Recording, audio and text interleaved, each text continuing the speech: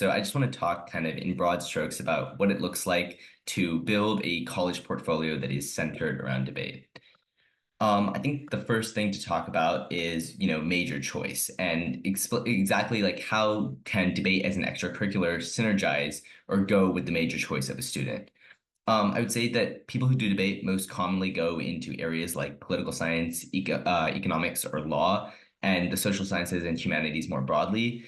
This should like kind of make intuitive sense because debate topics are usually centered around political and economic topics. So people who enjoy debating those ideas will want to probably also study them in college. And then law, of course, is a obvious career path for debaters since a lot of the same argumentative and like technical skills involved in debate come up in legal professions. But that's obviously not a hard and fast rule. I certainly know of debaters who are interested in STEM fields, and while that combination might make a little less sense at face value, it also comes with the benefit of being significantly more unique. Regardless of what a student's desired major is, the most important thing is having a good understanding of and narrative behind how debate and a student's other areas of study interact with each other. So a student's essays might want to explain exactly how debate has helped them in their academic pursuits. For example, a very simple narrative for a political science student might be studying and preparing for a debate topic and then seeing the same ideas come up in the context of a political internship they were doing. For a STEM student, it might look like an explanation of how the critical thinking skills from debate allowed a student to kind of sort through science misinformation and become a better communicator in their field of study. These are just examples, but basically they should give you an idea of what it looks like to write a narrative about how debate can complement a major. And, generally your college portfolio should be always trying to explain what it is about debate that made you better in, the area of study that you're interested in. Now, hopefully, if debate is a big part of a student's portfolio, they should be pretty good at debate. So getting good at debate takes a lot of time, practice, and studying, which means that if it's important that if a student is successful in debate, they should be able to package and market that appropriately. The problem is that college admissions officers don't quite know what it looks like to be good at debate. So, for an example, like what do you think would be more impressive? Being in the quarterfinals of the Glenbrooks tournament or the semifinals of the Blake tournament?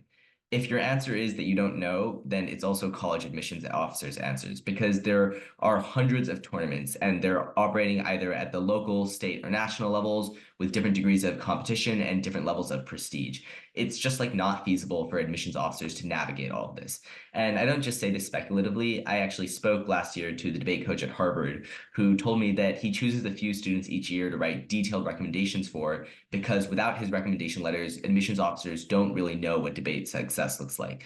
So unless you're getting, that recommendation letter from the debate coach at Harvard, you're going to need to be able to market yourself. And the conclusion of this is that you should try to kind of over-explain results.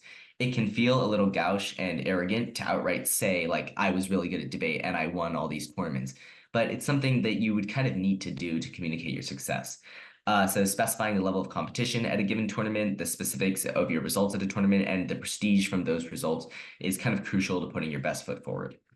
And doing that requires going beyond just the activities page. Essays about debate should obviously talk about how debate was a site for character growth and development, but that doesn't exclude you from also talking about concrete results.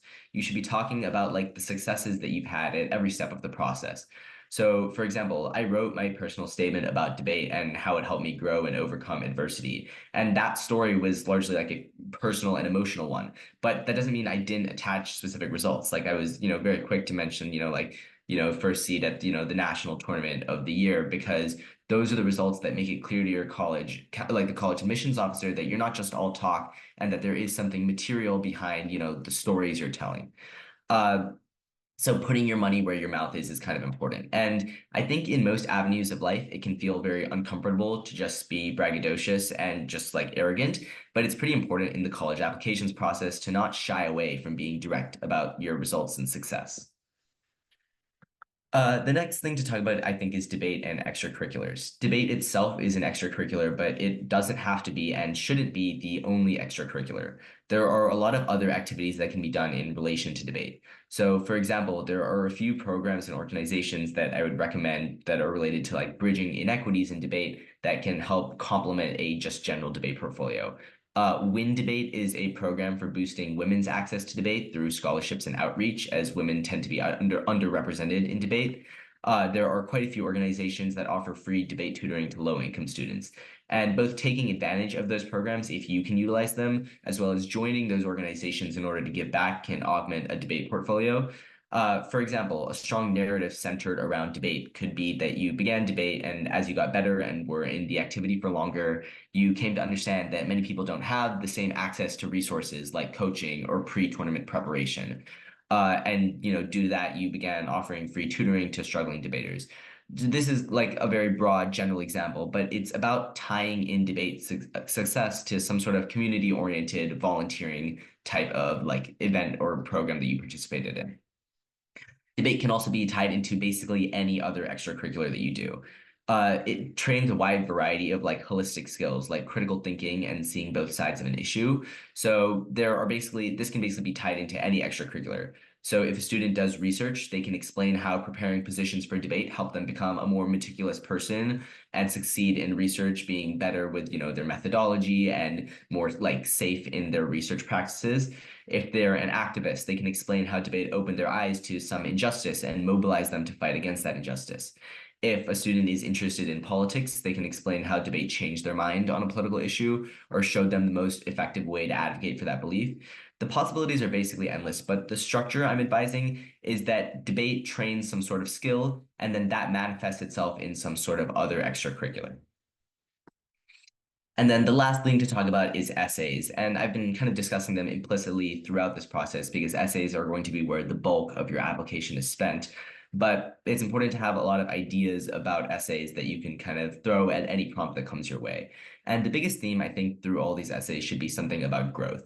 And you should have some sort of narrative and explanation about how debate affected you as a person.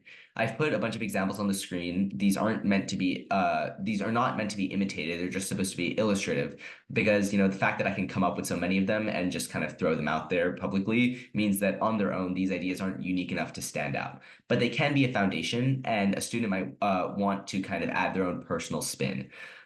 So, for example, a student might want to talk about how debate bolstered their love for free speech, but with some personal unique spin that ties into them. And having examples and a sense of personality throughout the essay is very important. So, for example, an essay I wrote was about how considering opposing perspectives through debate made me more capable of defending my own opinions. This is a very kind of generic essay that anybody could write. So to put my own spin on it, I talked about some specific debate rounds I had been in where I defended, for example, an anti-climate change view. And despite defending this, kind of anti-scientific, anti-climate change view, I came away more capable of defending, the pro-climate change view. It's kind of a bold example because it takes an unpopular and socially frowned upon view and then puts it in service of a positive message that an admissions officer can sympathize with or laugh along to. The absolute most important part of any of these essays should be personality. Something about the essay should relate to a student's unique experiences and advance some understanding of the student as a person. It should like humanize the person who is writing the essay in a way that allows the admissions officer to kind of relate to that student. Yeah, so basically essays should show personal growth in a way that demonstrates how debate has impacted a student, but they should also be unique and that you should, be rereading your essays asking, could this be written by someone else? Does this give the college admissions officer an idea of who I am as a person? And those are kind of the boxes you should check off.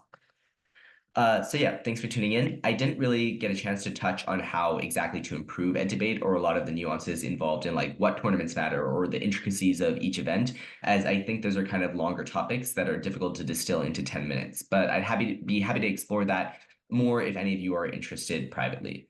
But now I'll hand it back to Aiden and Joe.